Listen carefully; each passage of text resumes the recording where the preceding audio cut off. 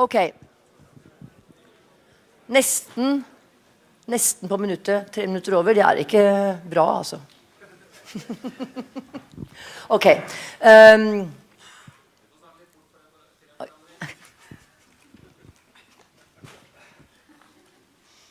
Kroken, skal du være her også? Bare si fra hvis det noen tekniske problemer, så bare kan du si fra til meg. Det var noen tekniske problemer, så kan jeg si fra til Kroken. Gumma, lille Gumma. For 2 days, Monday and Tuesday and Wednesday, we had this Beyond Pixels Unfestival of Photography. Bright women and men get together and sort of founded new things 10 years from now, maybe. It was actually Mikkel and Hans-Peter's idea to do this thing. So Hans-Peter Brøndbo from Nokia would like to present what actually is this Beyond Pixels and Photo Festival and conference, food camp, whatever. But before that, I just want to say one thing, because this morning we had a very, very good speech done by, and photos done by Canibano from Cuba. Everybody was just sort of gisping after that and said, we really want to see it again. And those who hasn't seen his photos will be able to do it tonight at 11 o'clock. So we are actually going all around night and day now. We start 11 o'clock at night, doing one presentation of Canibano, one more, so you can all be there and experience his photos. Wonderful photos. And you're going to be precise. That means we're going to have the quiz, the photo quiz, precise 10 o'clock. If you don't start 10 o'clock, we will not be able to have the other one. So you can actually breathe tomorrow or Monday, maybe. Yeah. Okay, but it's very nice to have you here, Hans-Peter. I'm very curious what this is all about, even me. So welcome. Thank you.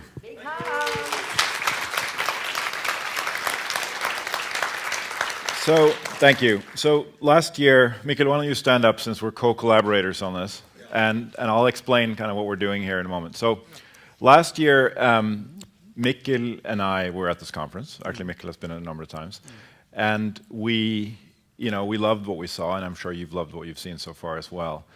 But we also had a conversation afterwards, and we said, this is all about sort of the current state of photography and the past, the history of photography. But what does the future of photography look like? And Mikkel being an expert in many of the tools and, what do they call it? Adobe Lightroom, Ninja, and Guru. And I work in sort of in a role at Nokia, which is a very fun one, which is I get to kind of invent next products, what's happening next. Not phones, but sort of anything else. And so I spend a lot of time thinking about photography and imaging in that capacity. So what we did was we kind of invited a bunch of our friends and family, in the broader sense, to come join us here for the last 2 days, so Tuesday and Wednesday. And so what we're going to do now, I'm going to go through a presentation, some thoughts that I've kind of pulled together for the next hour, and then at 4 o'clock, Mikkel and I will moderate a panel discussion with some of the participants from the unconference. And these are people that are really from the technology side, people you might or might not understand what they're saying, people from the side of sort of the photography side, from education, etc. And so we'll have a conversation and a dialogue about what the future of photography might look like. Very good. Sounds good? So I'll leave it to you now. Okay, thank you. So I subtitled this presentation just when you thought it was safe. And if you think about, if you think about, so why do I say that? My perspective on photography is that the technology of photography and even the expression of photography has not changed much since the first photograph was recorded somewhere around 1826. It's been sort of what Robert Pledge refers to as the flat, still, and silent image, right? And that has been about recording light onto some kind of plate. And that plate used to be a chemical plate, and now it's a digital plate. But it's really what we call sort of rows of colored dots, right? Pixels. And what we believe is that that will change. So just when you thought it was safe, just when you thought you understood what a megapixel was and what Photoshop did and how Lightroom worked and how the tools worked and what HDR is, it's all going to change. And it's going to change in very big and impactful and meaningful ways. And so what I'm going to talk to you a little bit about today is what I think those changes might be, and then we'll discuss those more in the panel format a little bit later. So let me first sort of highlight some of the topics that we actually discussed in our Unfestival. And by the way, we called it an Unfestival because for some of you who might be familiar with this concept of an unconference, so an unconference was kind of invented by Tim O'Reilly and sort of O'Reilly publishing guys. But an unconference is when a bunch of people come together and they decide what the conference is going to be. It's not like you've got a program going in. We actually define the program and the content of our festival, our Unfestival, as we got there. So it was really much more of a discussion than it was, a dialogue. So two of the first questions that came up is, what does it mean to be a photograph? And what does it mean to be a photographer? And then sort of a corollary to that is we started talking about taking pictures versus making pictures. A lot of people today take pictures, right? A lot of people today record endless streams of pictures that might be bad to you or good to me or vice versa.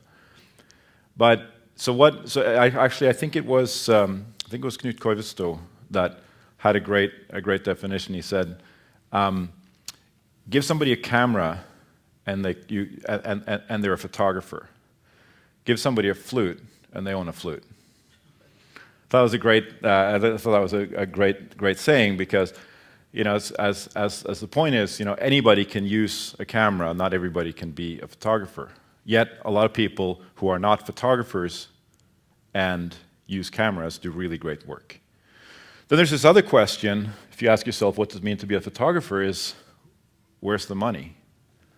How do you make money being a photographer? What is the business of photography turning into? So we had a really interesting conversation about that. Then there was this whole stream around wearables.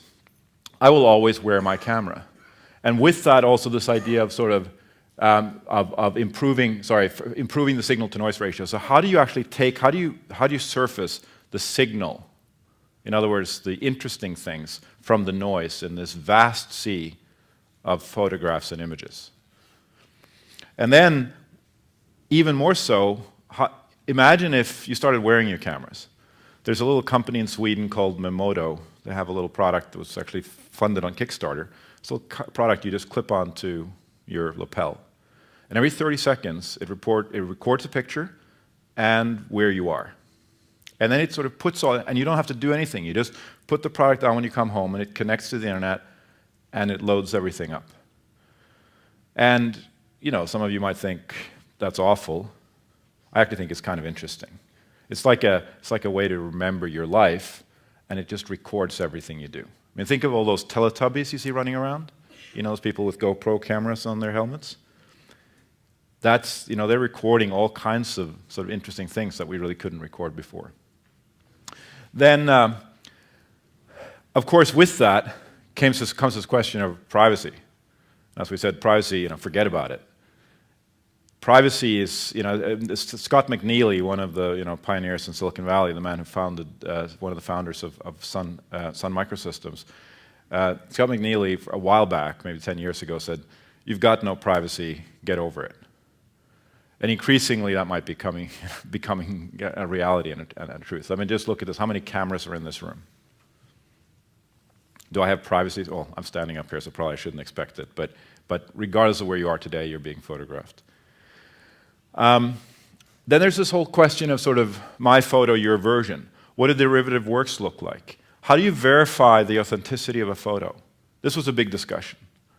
Right? How does a photo, can you imprint a hidden signature in a photograph? And where does that have to happen in order for that photograph to be known and linked back to its origins? Chris Rainier, who some of you might have seen his wonderful presentation the other day, Chris talked about how when he works for National Geographic, they're not allowed to do anything to the photo that comes out of their camera. The camera has to go straight back to the editors, untouched, unmodified, uncropped. It's just the picture. I'm sorry, the picture has to go back. So if you were to verify and technically verify an image, what would that look like? That was one of the things we talked about. And we'll drill down on some of these issues in the conversations around them afterwards. Then, of course, with that comes sort of the whole notion of ownership. And when I talk about my photo, your version, increasingly what's happening, I mean, what I like about Tumblr is I can retumble, right? Is that I can basically take somebody else's photo and put it on my Tumblr blog. Now, of course, when I do that, there's a reference back to the guy who originally created it, but increasingly you're seeing Pinterest, you're seeing all these services online where people are basically repurposing other people's content. And you know, what does that mean? What do the derivatives work? So the whole notion of ownership is another one we discussed. Then we sort of opened up the question about what does a camera look like? Why doesn't my camera have apps? A bunch of you carry around these big fancy cameras, but you know, these little things can do a lot more to your picture than your big fancy camera can. Why? Right? Will that be the future? I don't think so. And then finally, if you're going to have a camera, is it going to be open or closed? In other words, is this going to be a platform where people can modify the camera and add things to it? You know, today even between the different cameras, if you commit to Canon, your commitment is really around the glass, right? It's around the lenses, it's not around the body. You couldn't shift to Nikon or to Leica because of the damn lens investment you made, even if they did a better camera. So what's the level of interchangeability and openness, right? It's kind of like if you write an app for Android, that app won't run on Windows Phone. And if you write one for Windows Phone, it won't run on iPhone. That's kind of problematic. You got to write one for each one. So what's open and what's not, what's closed? These were questions that came up as well. So I'm going to start with the question of sort of what does it mean to be a picture? What's it mean to be a photo? So this is a picture, right? Everybody agrees. But what's this? Oops, sorry. I hit the wrong button here. No, that's right. What's this? Is that a picture? I think it kind of is, but it's not. Does it matter? Right? If most pictures today are being consumed electronically, the flat, still, and silent image might not be the image of the future. Why should there be a difference between video and pictures? Why shouldn't I be able to play a picture or stop a video and get a beautiful still and pick it out? Maybe as the creator, or maybe even as the consumer. Now, technically, that's been very hard in the past, but that's not necessarily going to be the case in the future.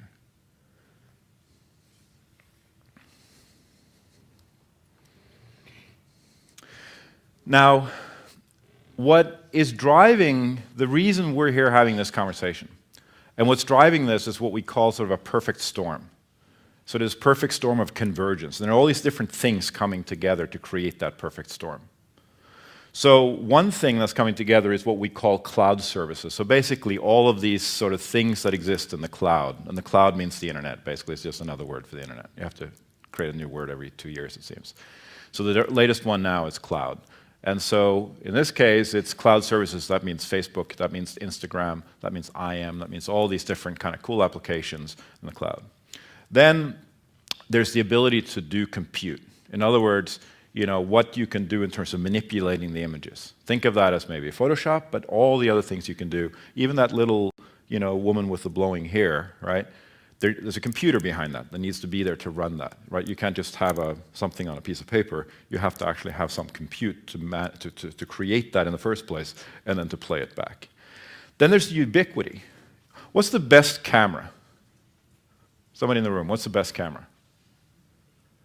Nikon? The one you have with you, exactly. The best camera is the one you have with you.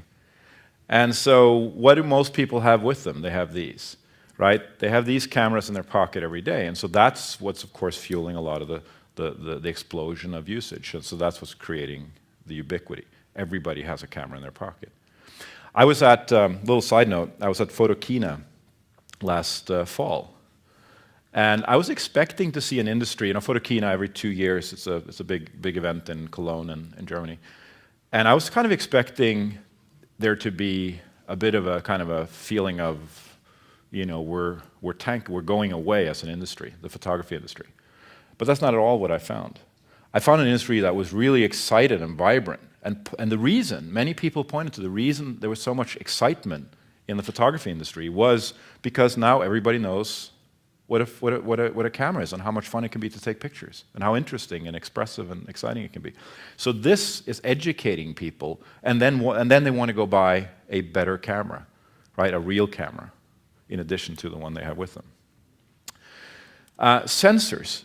I'll talk a little bit about that in a moment, but there's like this huge explosion of sensors, wearable sensors and all kinds of different types of sensor activity. That's part of the perfect storm. Then there's still the whole notion of apps, all of the apps. I had a guy a little while ago come up to me and he said, "Let me show you my cameras." I said, "What? You have multiple cameras?" He pulled out a smartphone from his pocket. He opened up a folder and he said, and he showed me 7 apps. These were his cameras. Right? They were his apps on his smartphone. So people are sort of using applications. I think that's another, the fact that anybody can write an application today and distribute it for, you know, a smartphone. And then finally, social norms are changing. You know, the way we think about, even I talked about sort of the privacy issue, but the way we think about cameras, so the way we think about photography and sharing images is changing. Right? Where the privacy notion, the notion of like what's a good photograph even, is changing as a result of the fact that everybody is now a photographer. So I want to step back all the way before I kind of get into some of the discussion about the technology itself, and just sort of highlight a very simple observation: storytelling. It's all about storytelling, right? We remember through stories. We have emotions through stories. Stories are part of the human DNA. And so since the beginning of time, we've been making pictures, right? It's just that we now have better tools to make pictures. You know, there was some discussion actually at the Unfestival about how, you know, how photography impacted painters. And painters were doing photorealism, right? Up until you could do that with a camera, at which point, why do it with a canvas? So painting changed as an art form, as a function of the camera. And that just continues, right? They were no longer, when they could paint, they were no longer chiseling into stone walls, right? So storytelling, whether it's the oral tradition or the pictographic tradition, is a part of the human DNA. Now, it took a very long time before that became what we call in the industry scalable. So until very recently, you know, you got Gutenberg over there, so in the 1700s, was the first guy who could actually put a story down on paper and mass produce it, right? That was the beginning of scaling the industry, of making it something that multiple people, one person could write something, multiple people could read it. And then, of course, you got sort of broadcasting and that whole piece. And then, you know, fast forward to today, you know, now it's free. Anybody can publish. Anybody can put a blog up. It's not easy to get heard, but anybody has a voice. Anyone in this room, probably most of you have some kind of Facebook account or Twitter account or Tumblr blog or WordPress blog or something where you are communicating. You are publishing, and maybe somebody is even listening. So that evolution is kind of the foundation. So then the other dimension I want to look at is sort of this simple question of why do we shoot? Why do we take pictures? There's a great sociologist, Nancy Van House at UC Berkeley, who has done some really interesting research on this. Why do we shoot? Why do we take pictures? And she's come up with 4 primary reasons for why we take pictures, why we shoot. The first one is what she calls constructing the narrative. Personal photos not only help us to remember, but also to construct narratives of our lives and our sense of self, individual and collective. So basically, the act of picture taking and picture making is a way of telling stories. That is part 1. Pictures tell stories. We take pictures so that we can tell stories. Second part is establishing and maintaining relationships, communication. We take pictures to communicate. So this quote right here, a friend of mine, Shrep, is the CTO at Facebook.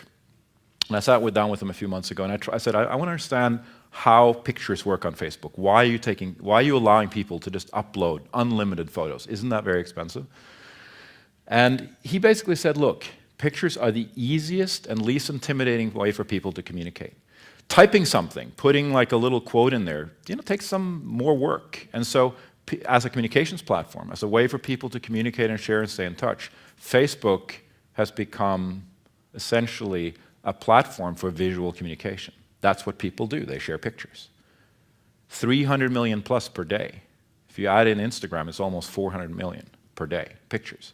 Almost 500 million pictures every day get posted into the Facebook network, right? They communicate, they stay in touch. Then there's another piece which kind of dovetails with that, which is self-representation. We curate personal photos we share to project an image of who we are, right? It's identity.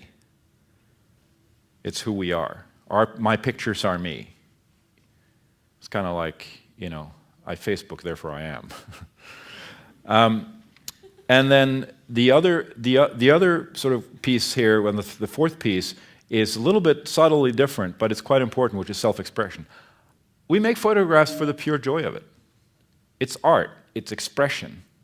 It is just really the enjoyment of capturing my life. So these were her four, her four findings for how I take pictures. I'm sure this can be argued and critiqued, and I'm happy to. I'll open up for some questions in a few minutes, and I'm happy to hear other perspectives on this. But I think this was pretty interesting and good research. Now, I want to show you very briefly here. This was my personal narrative. This was 2011 in pictures. This is about 110 pictures that represent the year 2011 for me. You can see there's a lot of people here because, of course, there are a lot of people in my life. But these were this little, you know, scroll right there is effectively my life in 2011. Now, this guy, I'm going to tell you a very brief story about this picture.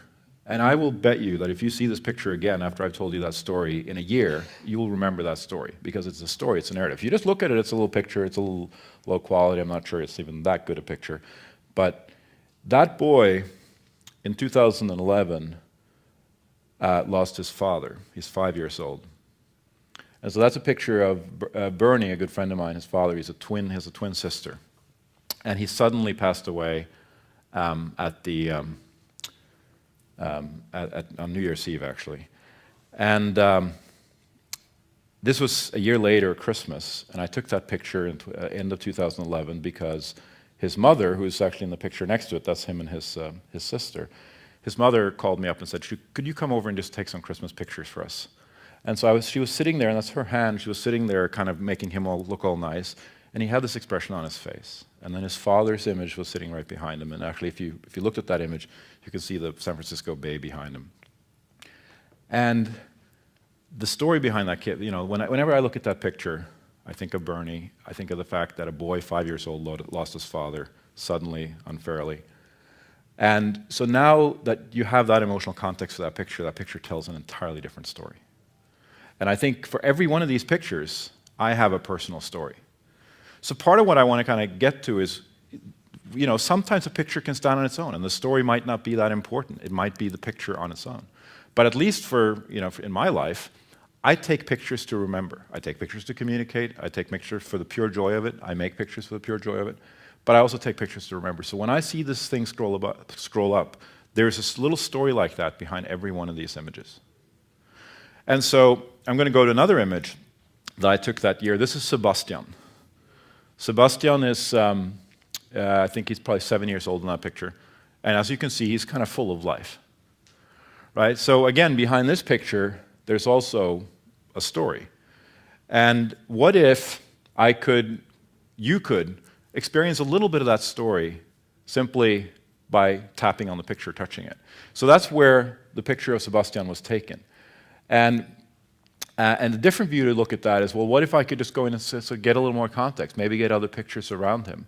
So that picture was taken, actually it wasn't taken on Hook, but nobody except for Norwegians will kind of understand that. But let's pretend for a moment it was taken on Hook. And you know, taken on Hook, and the two pictures in the photo is my better half, Julie, and Sebastian, who's my nephew. It was a warm day. It's a beautiful Norwegian summer day, July 3rd. And there's a little video behind this, so I can actually make Sebastian come alive there, but I chose that particular frame because it's an iconic pic. You know, I think it captures Sebastian. He's always moving, he's always flying. And around that picture, I took a few others, right? That's his sister in the upper left. You know, that's basically up in the upper right. That's if you stand on hook and you look straight out, that's what you see. And then we were actually sailing outside. So just around that, you can get some more context. You could actually click in and explore around where Sebastian is, and that's Sebastian and his cousin Jon on the lower right. So these are pictures again that are contextually relevant. And then this time of year, wouldn't it, you know, especially after the long winter and the weather we have right now, if you just close your eyes and you listen to this music, I mean this sound, don't you want it to be summer?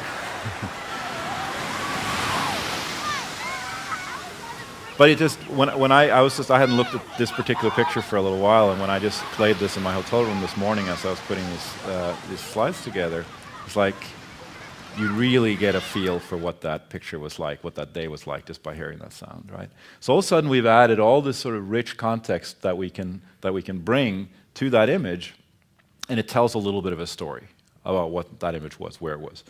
And then there's sort of this other thing, which is, well, what if I could literally go to every picture I had, every image, and ask the picture questions? This was, I was up in Lyngenalps last year, and no, actually, I'm losing track. Maybe this was, last year.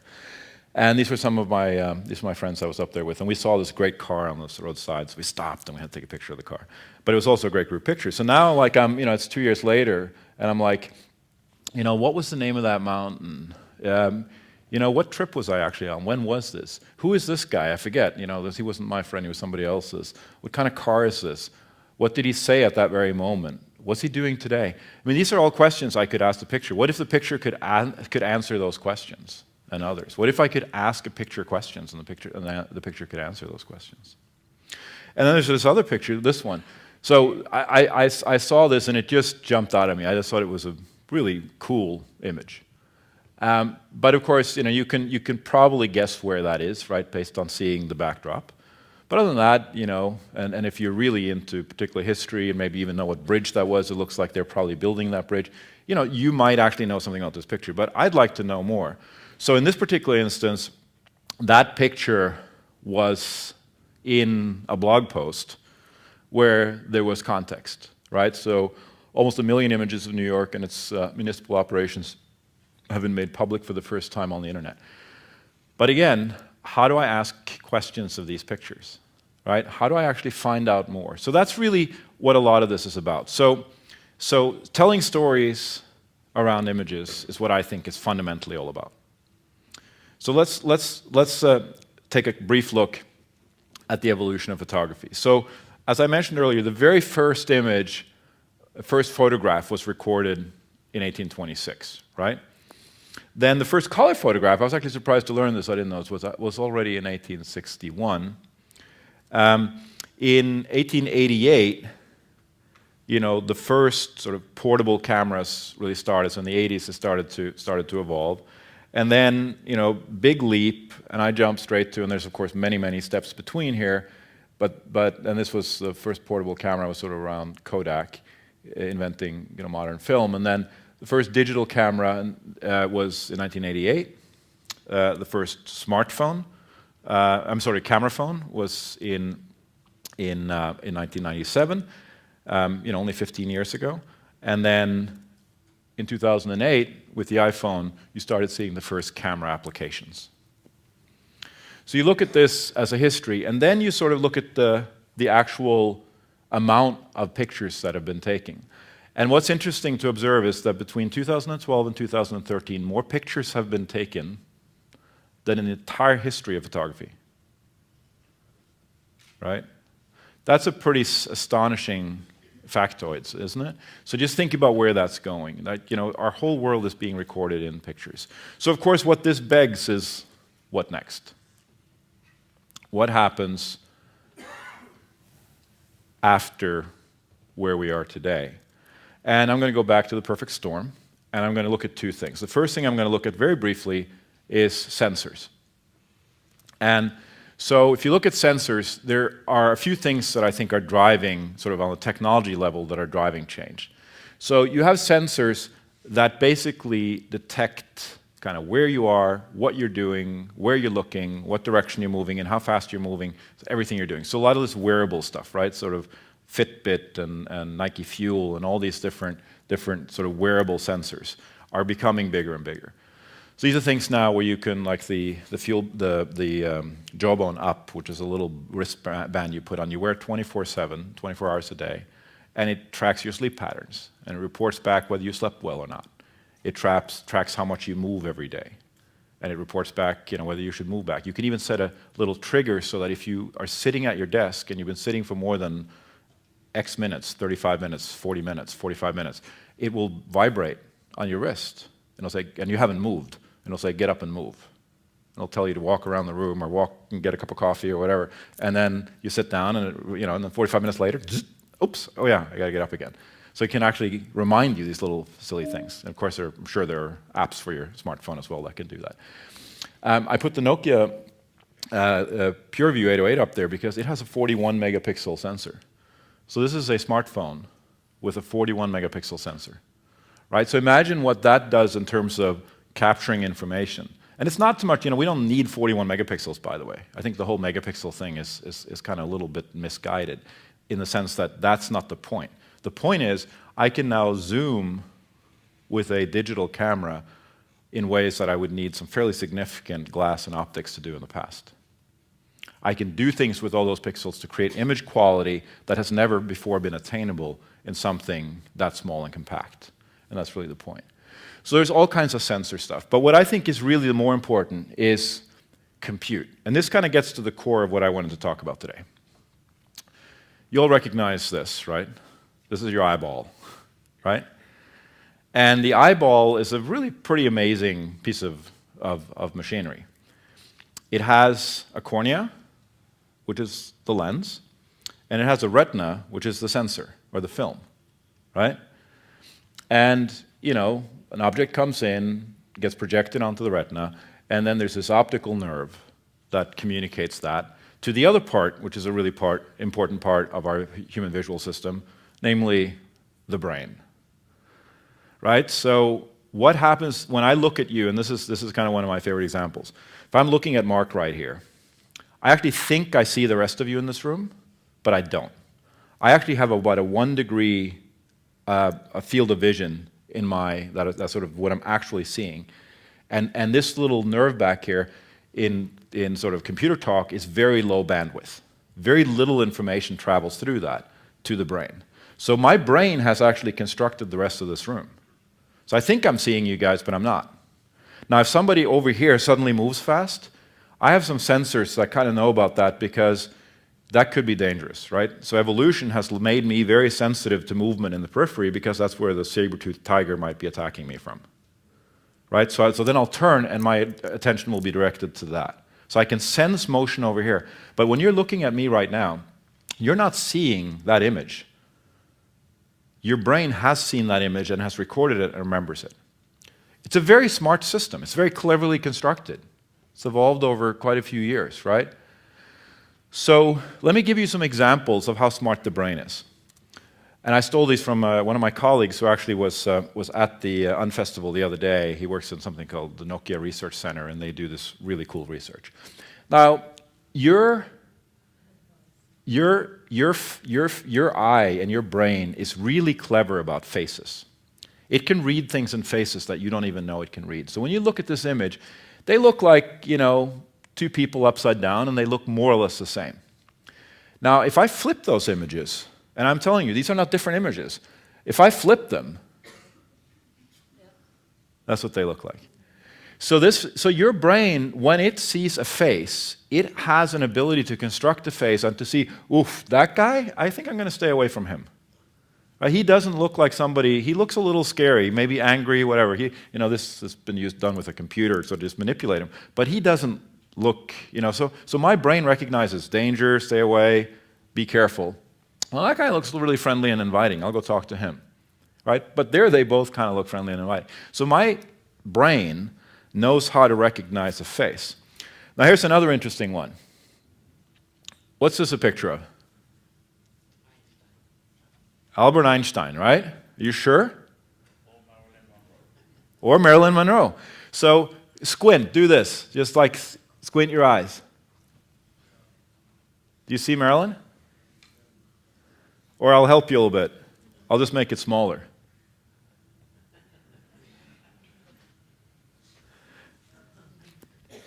Now this is called, in technical terms, this is basically called frequency.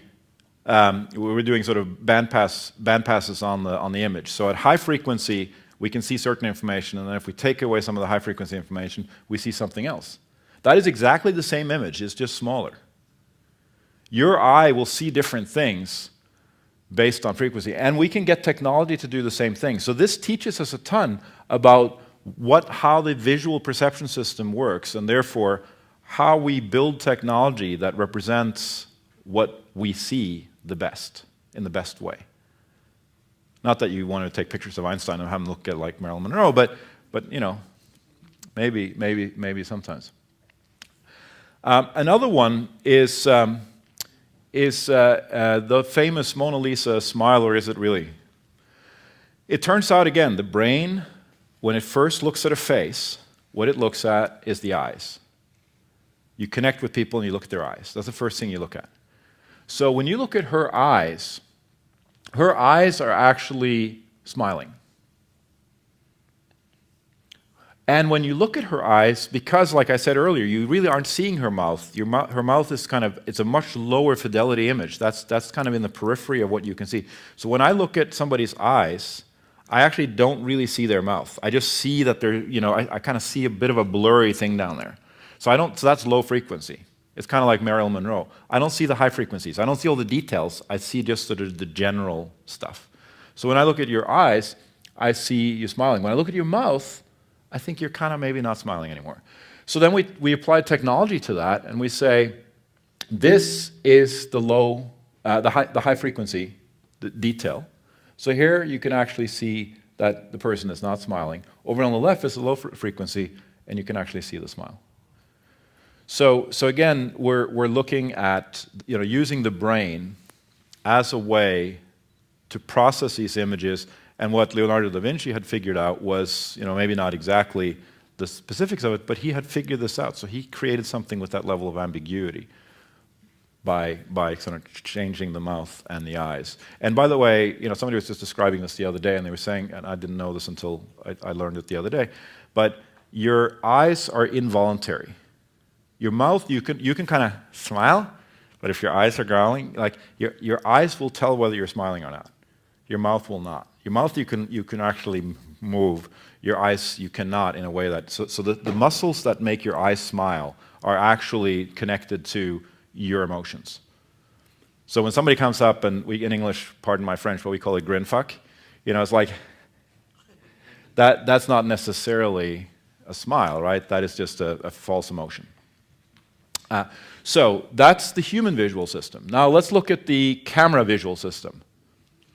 This is what most of the cameras you've got with you today look like. And then there's a little SD card down here, right? But there's a bunch of lenses, a little more complicated than the cornea, although the cornea can actually move and change and shift its shape, which these things can't. They're just all glass. But that's basically kind of what your lens is. And then at the end, there's a little sensor. And we get very excited about whether they're full-frame sensors or not, and whether all that stuff. But it's basically just a row of colored dots that record light with a Bayesian filter that basically lets you record chromatic light, so that you can basically get color information encoded onto this chip. That's what it is, and that's what it's been all along. And it gets written onto an SD card. So the real question here is, where's the brain? So what I believe is one of the big things that's going to happen is your camera's going to get a brain. That's one of the next sort of big things. And so what we're going to do is we're going to move from colored dots to data and rendering. So instead of, kind of like your brain, when I look here, the rest of you are all data in my brain that I've already captured, and my brain makes me believe is you, but I'm not really seeing you, right? We're going to do similar things with cameras. We're going to record models of the world. And by the way, I know that you're there and you're closer than you are. If I take a picture, the camera doesn't know that. It's all just flat. But once the camera becomes smart, it'll actually know that you're in front, then you, then you, then you. And that will allow me to do kind of interesting things, potentially. So this is an image on the bottom here taken with Lytro. Now, I happen to not be a particularly big fan of Lytro, other than the fact that I think it's kind of cool technology. I don't think it's necessarily the camera you should be buying, and that's my personal opinion, just because it's a kind of a one-feature thing. But what is very cool about it is, as you can see here, this is a picture, and it takes pictures that you can focus after you've taken the picture. And that's because it knows something about what's in the picture. So here, you can basically go boom and do a focus pull after the picture was taken. So for those of you who missed that, boom, and then you can focus. And you can touch different parts of that picture, and it will focus on that part of the picture. So it does something called light field photography, where it basically records more than just the intensity of the light, which is what that sensor does. It records the full sort of visible spectrum, including the angle of the light and everything else. And then it's been able to sort of compute, like the brain does. That's like, again, when I look at you, you're out of focus. When I look at you, you're out of focus, right? We can do that by opening up the f-stop on our cameras. But in this case, we do it computationally. So this is a flat sensor. There's no glass here that does this. It records all the light in this room. Think of it almost like Toy Story, right? For those of you who didn't know, and I hope you all did, but Toy Story never existed, right? It was created by a computer, right? Like most movies now, increasingly movies are being created, many of them are lots of what's going on is being created in computers. Yet you have these incredibly photorealistic real scenes. I'll get back to that theme in a moment. But think about if your camera could make a model of this room with all of you in it, and then afterwards I could go back and maybe do things to that model. I could remove people because I know exactly where they are, and I know, and I can animate little parts of it, or I can change the background. I could make us believe we're sitting on a beach in Tahiti. Basically I can do, and of course in Photoshop today, painstakingly I can go in and replace the pixels, but that's not what we're talking about. We're talking about creating a model of the room that I could manipulate. I could take a picture right here, and then I could later walk over here in the picture and see the room from this side, if I had the right kind of capabilities and technology when I made that model. And I'll show you that right now. So this, let's see.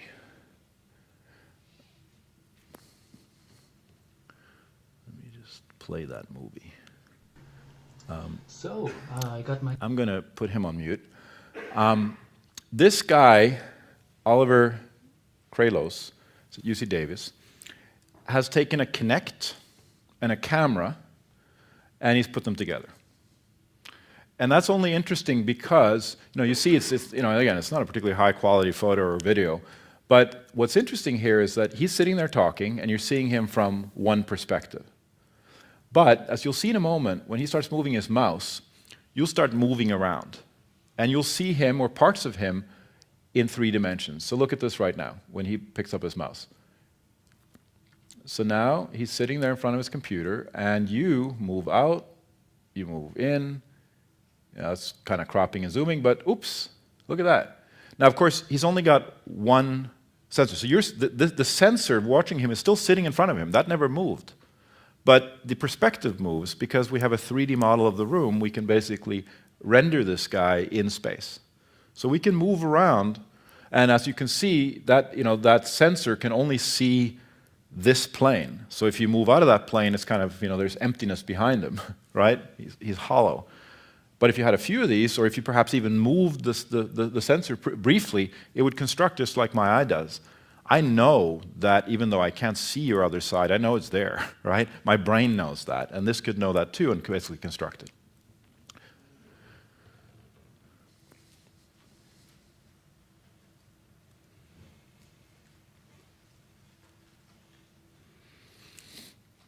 Now, I want to talk for a moment about, sort of the whole notion of where we are today, right? So most of us work a lot in this space, right? There are all these cameras today that have SD cards. We have to pull the SD card, we have to stick it into our computer, we have to upload and everything.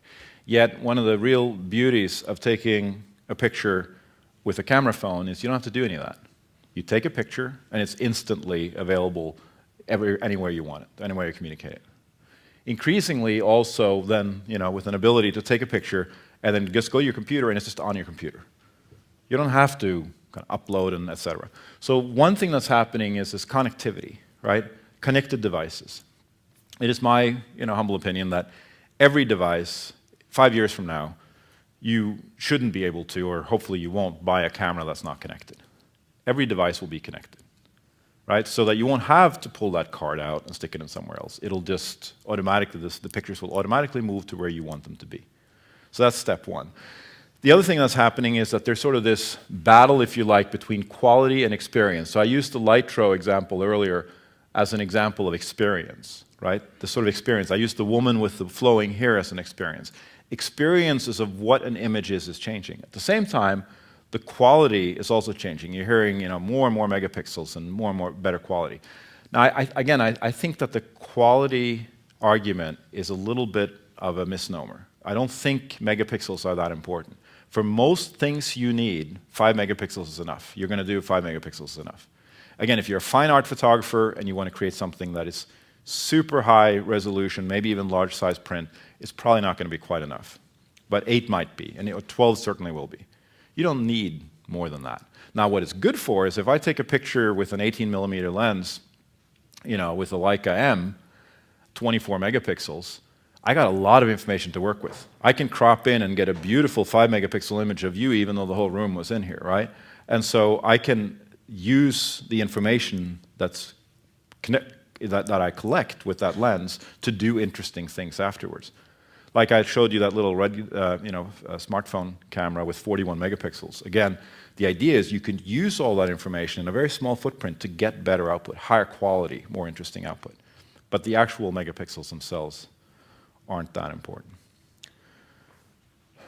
So today, as I mentioned earlier, this is kind of what it looks like, right? The workflow, if you like. You capture, you do a quick review, you do some editing, maybe you then move it somewhere else, you can relive it, then you can offload it onto the system. What we think is that the whole thing is just going to kind of collapse.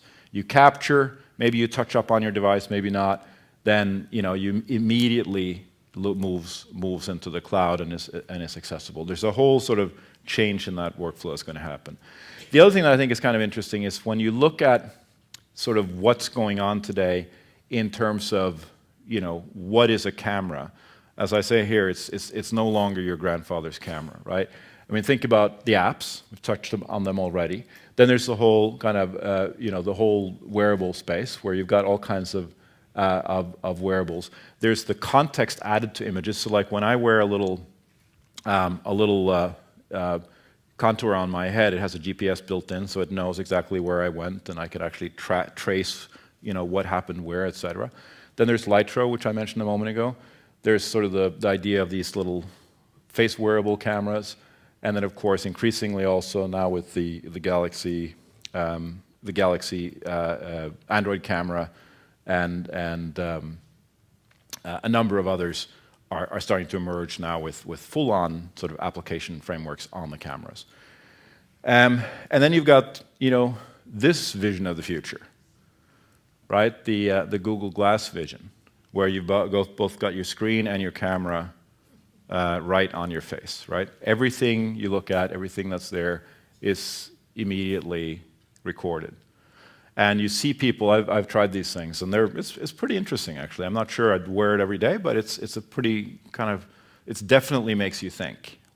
And one of the cool things about it is, so if you want to take a picture, if you're looking at something, you want to take a picture, you just sort of touch your face right here. So there's a little touch screen on this, a touch field on the end. And then it takes a picture, and then if you want to move it to the cloud, if you want to share it, you just do this flick, and the picture moves. That's all you do, and it's connected. It's kind of interesting. Now again, that's a small, relatively low-quality image sensor. It's like kind of about what you get on a cheap smartphone, but that'll change, right? This thing could have, if you think GoPro, which now records HD video, this thing, and even 4K video now, I think in a later version, although at low frame rates, this could have the same sensor very soon that a GoPro could have, right? Now, of course, that creates huge amounts of data and information and everything else, and we need solutions and ways to deal with that, which a lot of people are trying to figure out and solve for. But this is a part of the future. There's no question about it. Again, whether it's this exact form factor and this exact combination, or I mentioned the the Memoto, the little one you clip onto your lapel, or you saw some of the others, you clip it onto your ear. You know, some of these things, that little look-see thing, the one you clip onto your ear, I wore that at home about a year ago. I brought one home, and it has a little privacy light, so when it records, it sort of shines, and my wife made me take it off pretty quickly. It was not something that we were going to have in our household, but nevertheless, I think this is happening.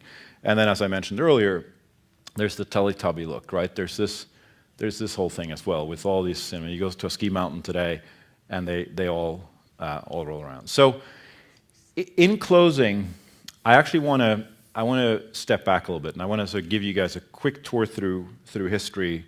You know, I think most of the people in this room, if not everyone, is actually old enough to remember maybe almost 30 years back. So I'm going to go back a few years. So I'm going to start with, does anybody here not remember before there was Facebook? Don't say yes, it makes the rest of us feel old. So that was only, well, I'm sorry, this is 1 year, so that was only 8 years ago, before there was Facebook. Do you remember before there was Google? Like, what did we do before there was Google? Right? That was only 15 years ago. Now, even more, do you remember before there was an internet?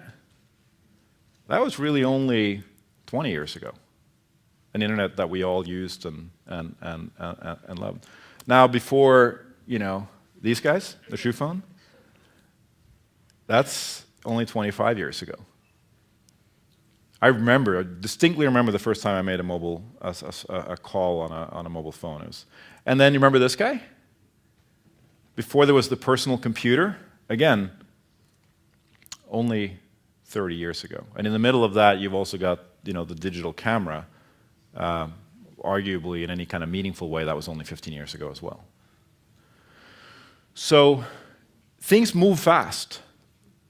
And, you know, you look at the cameras you have today, and you look at the way we record images and the way we express ourselves through images, and then you think about, okay, how did we express ourselves before Facebook? How did we search for information and find things? I mean, half the images I've used in this presentation came from, you know, Facebook image search, right? I go to Facebook, I type in, I type in PC. I'm sure this one I captured about a year ago. But I type in PC, and up comes this guy on page 1 or 2, right? It's just changed. You know, you have an argument at dinner. You don't have to have the argument anyway. And somebody pulls up their smartphone and says, "Oh, I'll go to Wikipedia." Boom, boom. Oh, it's done. Or I'll go to Google, right? It's just there. So that has changed the way we operate, and the same will happen to images. So I'm going to leave you with just a little bit of a brain teaser here. This is a relatively nondescript image rendering of actually a street corner in San Francisco. Now, we have this little application at Nokia. One of my teams developed it. It's really pretty cool. It's called Nokia City View, and it allows you to use a camera as bionic glasses. It gives you bionic vision, and the way it does it is very simply this. It basically says, you know, right here, a guy who's taken 20 photos was standing. Tap, you can see what he took. Over here's, you know, the 79 Candlestick Express. That's the train I need to get on. You know, over here is a place to grab breakfast. So it's basically, we call it augmented reality, but it's basically like bionic vision. And so cameras will be able to see what the eye can't see. They'll be able to give you bionic vision.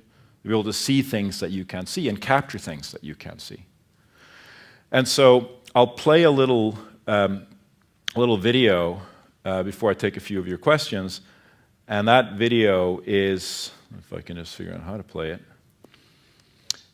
Oops, I cannot figure out how to play it. Let me try that again. There we go.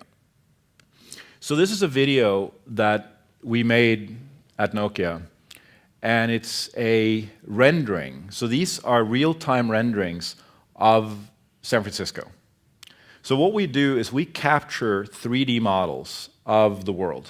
We're doing city by city, through flying over with airplanes, through driving through with cars, and we're creating these models of the world. Now imagine you're a street photographer, and you get an assignment to go somewhere, take some pictures, or maybe that it's even just that you went to a city and it was a foggy day, or make up your own example. But you can basically go in here and go to any part in that city and stand on the street in that city. And here we're using, sort of different forms of rendering. This is directions to still close to Starbucks. Here you're doing a flyover. You can do different shadings. You can make it foggy. You can make it light. You can make it dark. See here, the sun goes down. And then you can basically create the view of the city, photorealistic or not. You can move in, shift perspective. You can ask the map things. And you can place images and photographs in this. So when you take a picture, that picture will live in this space. It will live because we know exactly what direction you're looking at now in the camera. We know what the temperature was outside. We know what the elevation you were at. And of course, we know the exact GPS location you were at. So where you were looking at that moment. So one of the things I'd like to do with something like this is to have a little bit of the sort of the Alice in Wonderland model, where there are images that people place in this space, which is a snapshot of time. It's through the looking glass. So you can sort of zoom in, you can see that image, or maybe even it starts with the image. Oh, that's a beautiful image. Where was that taken? You fly into the sky and you look around and say, oh, there's another one. Zzz, you look in. Well, that was taken 3 days ago looking at this.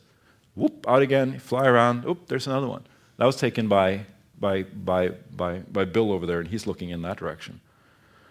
And the world is getting 300 plus, almost 500 million images. Actually, I think if we took the total collective of all images through all the systems, it's more than 500 million images every day is being put into the internet. And they're increasingly all with this rich metadata information around them. So as that happens, these pictures will exist in time and place. And we'll have backdrops like that, sort of these models of the world, which are also being created, that will be superimposed with those images.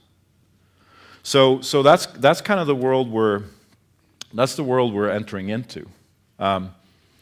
Sure, some of you might have problems with that world, in which case I encourage you to build a different one. Others might enjoy it and want to kind of go down that path. But these are the sort of the things that are happening, right? And I think you'll see, as I said, and if you think about it was only 8 years ago since there was no Facebook, only 15 years ago since there was no Google. What did we do before Google, I wonder? And then only 25 years ago since there was no mobile phone. So, when we look back in 10 years, we're going to look at what we were sitting on with what you're sitting with on your laps today, and we're going to think, remember that? Remember when our cameras weren't connected to the internet? That's going to be the discussion that's happening.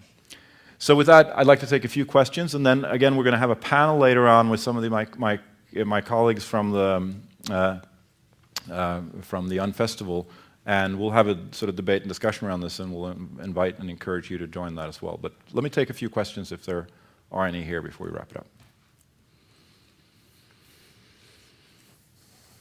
Oh yeah. I hope to have been more controversial, at least at some level. And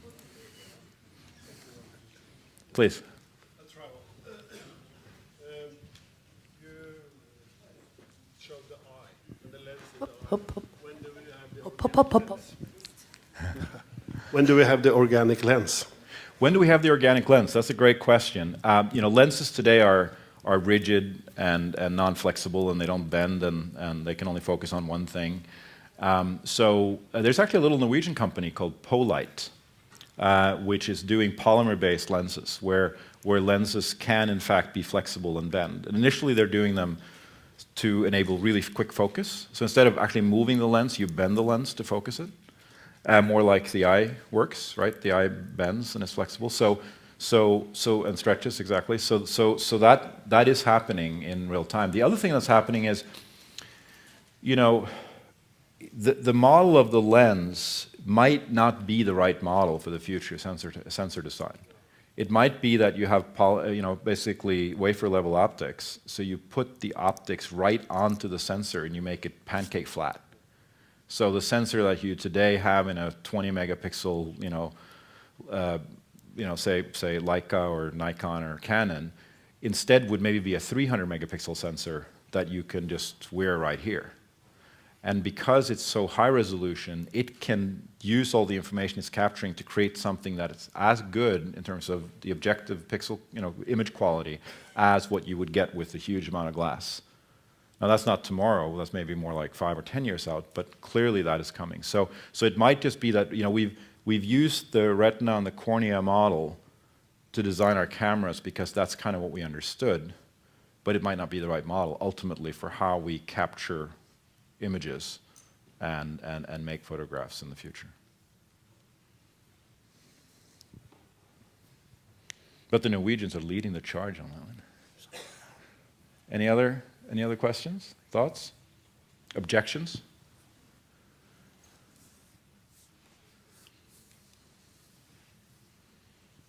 There's one. Do I think analog images or film? No, I don't think it'll disappear for good. I mean, look at the lomography thing, right? I mean, there's a whole reawakening of and enjoyment of film as a medium, and I think film is a really compelling and exciting and attractive medium. It just won't be the main scale medium. Or mainstream medium. Sorry, it'll be relegated as a niche for people who want to express themselves that way. It's kind of like painting isn't dead because of photography, right? Painting is still an art form and a form of expression.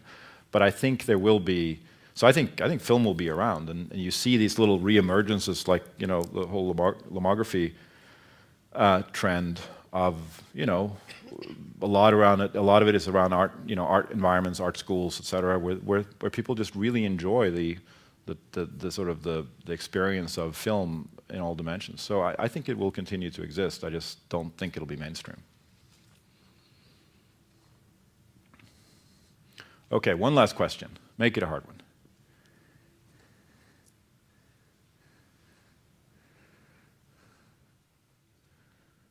Yes, please.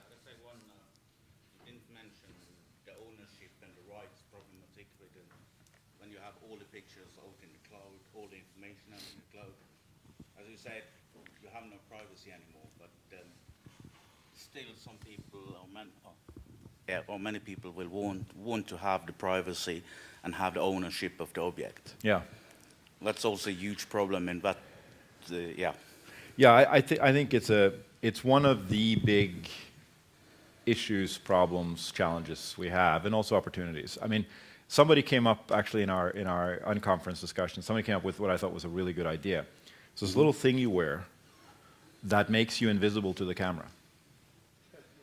So you put it on, and when the camera takes a picture of you, again, because of all this cool technology, there's no reason why, if you want to take a picture of, let's say, all my slides, but I happen to be here the whole time in front of them, you should be able to just remove me. Or if I wanted to not be visible to you guys in your images while I was walking around the street, I could put a little clip on, and the camera could recognize that clip, and it could basically remove me from the image. Yeah, but that's still based on trust. It is based on trust, absolutely. Everything is like open source, it's easy to manipulate, so it's also based on trust all the time. Absolutely. I mean, somebody would then have to, the point he's making is that wouldn't work unless the camera was willing to make it work, and the camera could just say, no, I'm not going to honor that chip or that invisible tag. I'm just going to make people visible, whether they want to or not. So there's a couple of issues in there, right? There's the privacy issue. There's the ownership issue. Yeah. And I think, so privacy is, it's such a big discussion. I mean, it might be interesting for a future conference to just have a whole discussion on that alone. But rights management, rights ownership are the same. I think on the ownership piece, there was actually Kate, who you'll hear from later, and we can discuss this in more detail, brought up a good example. She said she teaches photography. And she was saying how her students are sometimes really concerned about putting their images on the internet because they might get stolen.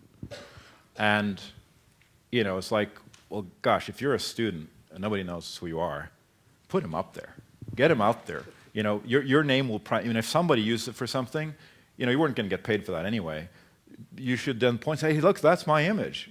But at some point, if you become a professional, if you get a reputation, if you become an artist where your images have real worth, you might want to say, look, these images are images that in this particular format no longer, are no longer free. In fact, Chris Renier told a story about how a Chinese kid had come up to him at at an exhibit in China where the kid had gone around and taken pictures of all of his images in the gallery. And then he printed them out and he came to Chris and said, "Could you sign these?" You know, and when Chris said no, it's like he had no understanding why. Why wouldn't you sign my picture? It's like, so look, the world doesn't fully understand. I think especially younger generations don't fully understand it. So I'd say, you know, put it out there. But we had a very interesting conversation actually yesterday, and we'll talk a little bit about that in the next discussion, about what it means to be a photographer, aka how do you make money. And it's not clear that you make money from your pictures. Just like a musician doesn't make money from their music. They make money from performing their music today. They give away the music, and then you have to pay to see them in concert. That's how they make their money, right? And so there's new models, business models evolving in all spaces. So what's the performance art of photography? Is it a workshop? You know, maybe I'll leave you with this. I have a strong belief in the reemergence of artisanry. I think we want the artisan in our life, right? We want the artisanal experience. You see this, I live in San Francisco. You see this a lot in San Francisco now. The food experience, slow food, you know, the food experience. My sister's a baker in Brooklyn. She has this beautiful little artisanal bakery. It's the best bakery in the world. It's called Bakery. And it's you should all go there if you go to Brooklyn.